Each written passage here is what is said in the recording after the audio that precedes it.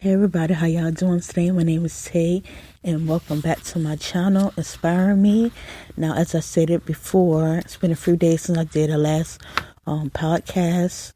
I think this is episode 4, if I'm not mistaken. But I said I will read like little excerpts from my book.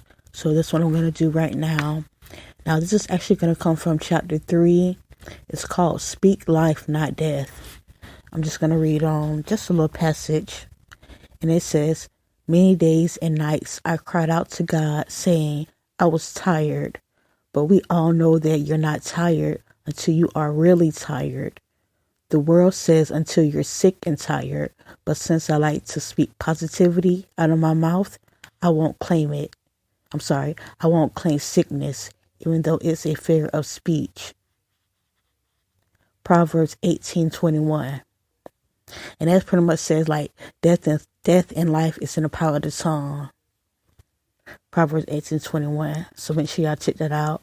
It also says, I used to say words like "sit your disobedient behind down" to my children when they were misbehaving.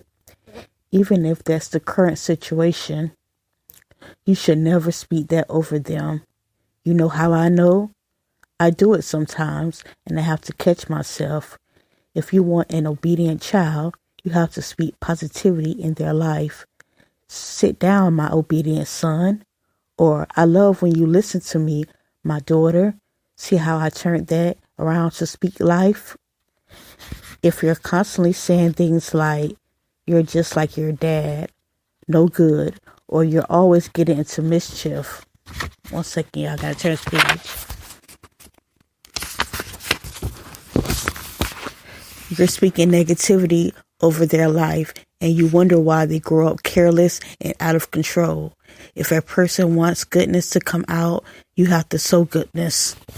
Now that's off of that excerpt, and pretty much what they're saying is like it says in the Bible, life and death is in the power of the tongue. If you're saying, "Oh, if it ain't one thing, it's another," or "Man, I'm always having a bad day," or "Oh, my child is just so disobedient." Even if you're feeling that way, even if it's feeling like it's the truth, you never speak it out of your mouth because it will come to pass. If you keep saying it, it's going to come to pass. So if you want something to come to pass, you want your child to be obedient, if you want to have a blessed day, and etc., say those positivity over your life instead.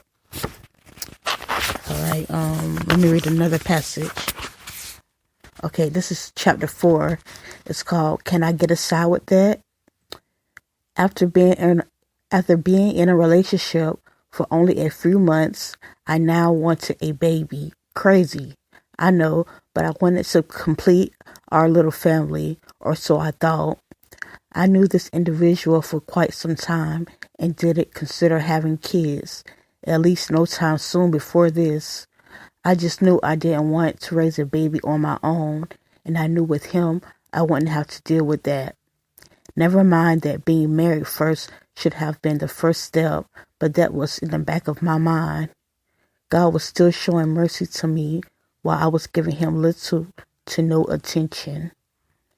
So this is another excerpt from my book as well. And that's pretty much, I think I did a video. It's called "After You Get Your Heart's Desire," where you still where you still serve him. So make sure y'all check that out when you get a chance.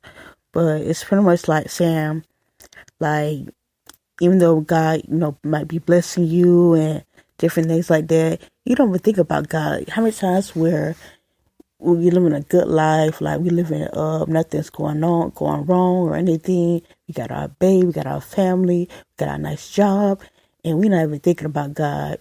We're not praying, we're not going to church, we're not reading the Bible, we're not witnessing to people. But time we feeling that heartache, time we lose our car, time we lose our house, time we lose our job, whatever the case might be, then, we saying, "Oh, Lord, help me." Oh, we know God now. You feel me? That's what you call a user. In a world's term, when a man or a woman, feel me, is leaning on another person, but really don't want them, but they just want the attributes they have, that's what you call a user. That's what you call using God. So we gotta stop doing that. And I know because I used to be that person. Like, you feel me?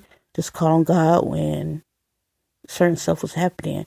Like even when I had the aneurysm, I always, I knew about God, but I wasn't serving Him. And I remember, in the ambulance when it was happening, I was like, God, please don't let me die. Please don't let me die. But was I saying, God, don't let me die when I was sinning? Previously before that, you feel me? But when I feel like I was dying, I called on God then. That's why I said we got to stop doing that, y'all. So that's pretty much all I wanted to read tonight regarding my excerpts. I don't know what the next episode will be about, if the Lord's will, but this will conclude the episode for tonight. Y'all have a blessed night.